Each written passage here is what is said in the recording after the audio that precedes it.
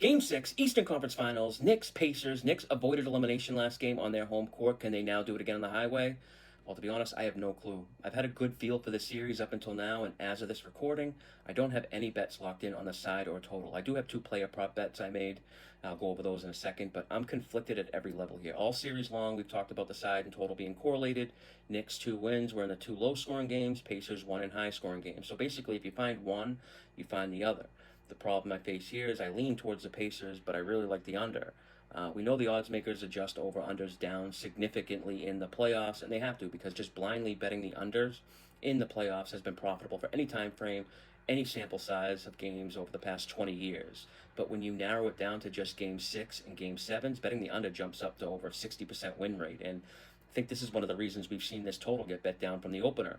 This Game 6 total opened 220.5 and was quickly adjusted down to 218.5. And I agree with this initial line move. And if I do bet anything in Game 6, as far as a side or total, it'd probably be the under. I don't think we see a sluggish paced game like Game 5 because Game 5 was the slowest paced game of the series. No coincidence, Indiana played their worst game of the playoffs in that game. They never had to lead once. Knicks led wire to wire. So Indiana, coming off such a bad game, they should try to push the pace, but will it work? Only one starter on the Pacers had more than 8 points in Game 5. Pressure's now on Indiana.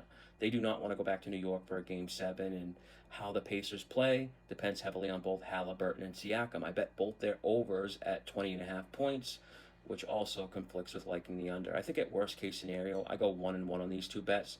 And for a game that I have no feel for, I'll take that.